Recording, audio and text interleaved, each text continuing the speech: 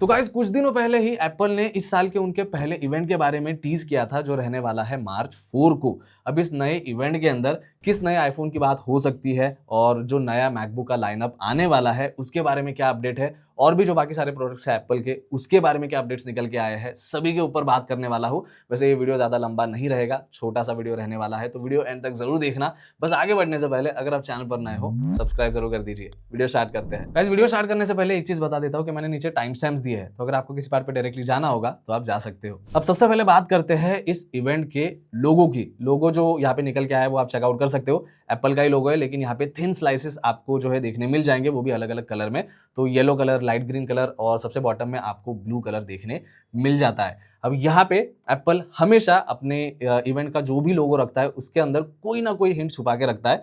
तो इसमें भी वो हिंट है लेकिन वो किस चीज से रिलेट करेगी ये वीडियो के अंदर आपको आगे पता चल जाएगा।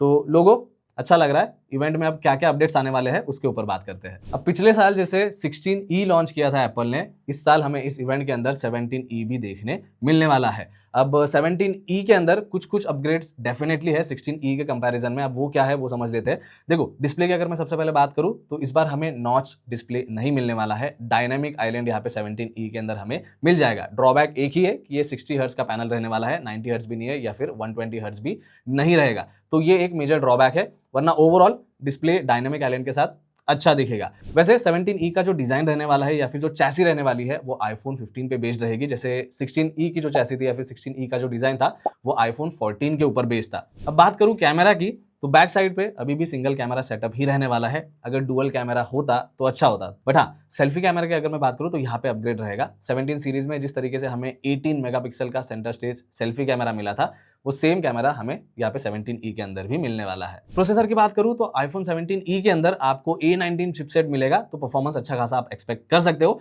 इसके अलावा एक और अपग्रेड हमें 17E के अंदर मिल सकता है और वो है मैगसेफ सपोर्ट। 16E के अंदर मैगसेफ सपोर्ट नहीं था लेकिन हाँ 17E के अंदर हमें ये मिल सकता है। और रही बात स्टोरेज की तो बेस वेरिएंट इसका 256GB से स्टार्ट होगा, 128GB एप्पल प्रोवाइड नहीं करेगा। अब रही बात प्राइसिंग की तो जिस प्राइस पे 16E लॉन्च हुआ था 17E का प्राइस भी वही रहने वाला है। और अगर एप्पल प्राइस बढ़ा देता है तो फिर इस फोन का कोई ज्यादा सेंस नहीं बनेगा। वैसे क्या आप 17E के लिए एक्साइटेड हो या नहीं, कमेंट करके मुझे जरूर बता देना। अब बात करते हैं नेक्स्ट प्रोडक्ट की और वो रहने वाला है मैकबुक। यहाँ पे मैं मैकबुक एयर की बात नहीं करूंगा, उसके ऊपर थोड़ी देर में बात करेंगे। लेकिन यहाँ पे इस इवेंट के अंदर एप्पल अपना नया बजट मैकबुक इंट्रोड्यूस कर सकता है और रूमर्स ऐसे निकल के आ रहे हैं कि इसका नाम रहने वाला है मैकबुक एसी। अब इस एसी वाले मैकबुक के अंदर क्या क्या अपडेट है, सबसे पहले तो डिस्प्ले की बात करूं तो 12.9 इंच का डिस्प्ले हमें यहाँ पे मिलने वाला है। जो नॉर्मल 13 इंच का डिस्प्ले हमें मैकबुक एयर में मिलता है वो यहाँ पे नहीं रहेगा, 12.9 इंच का डिस्प्ले रहने वाला है। इसके अलावा प्रोसेसर की अगर मैं बात करूं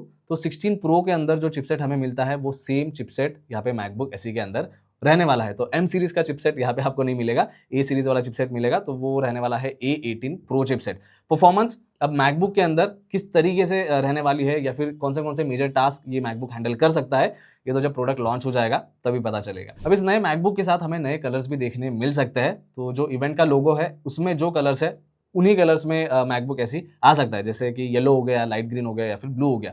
तो ये कलर्स डेफिनेटली हमें नए मैकबुक एसी के अंदर मिल जाएंगे। वैसे अगर आप सोच रहे हो कि नए मैकबुक एसी का प्राइस क्या हो सकता है तो जैसे बताया ये एप्पल का सबसे बजट वाला मैकबुक रहने वाला है। तो आई थिंक ये 60,000 के आसपास कॉस्ट करेगा।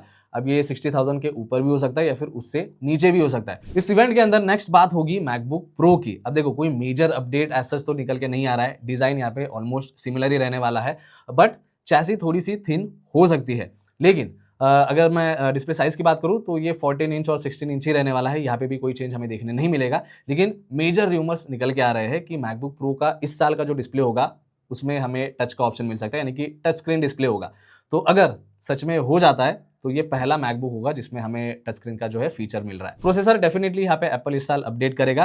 M5 Pro और M5 Max प्रोसेसर हमें मैकबुक प्रो के अंदर मिलने वाला है, जिससे हम थोड़ा सा और फास्टर परफॉर्मेंस जो है एक्सपेक्ट कर सकते हैं। तो मैकबुक प्रो को लेके यही बेसिक अपडेट्स है। अब बात करूं मैकबुक एयर की तो इस साल मैकबुक एयर के अंदर हमें M5 चिपसेट देखने मिल सकता है, यानी कि M5 चिपसेट ही एप्पल प्रोवाइड करेगा। जैसे पिछले साल M4 चिपसेट उन्होंने मैकबुक एयर में प्रोवाइड किया था तो इस बार M5 आ जाएगा। तो रही बात डिजाइन की, तो यहाँ पे भी डिजाइन में कोई मेजर चेंज नहीं होने वाला है, वही सेम डिजाइन हमें मैकबुक एयर का जैसे पिछले साल था इस साल भी वही मिलेगा। बाकी बेसिक चेंजेस की बात करूँ तो हमें फास्टर SSD यहाँ पे देखने मिल सकती है और इसके अलावा एक्स्ट्रा बैटरी बैकअप भी मैकबुक एयर के अंदर हमें मिल सकता है। और मैकबुक एयर के प्राइस की बात करूं तो पिछले साल मैकबुक एयर जिस प्राइस पे लॉन्च हुआ था वही सेम प्राइस हमें इस साल भी देखने मिल सकता है। अब नेक्स्ट प्रोडक्ट की बात करते हैं जो रहने वाला है एप्पल का बजट आईपैड।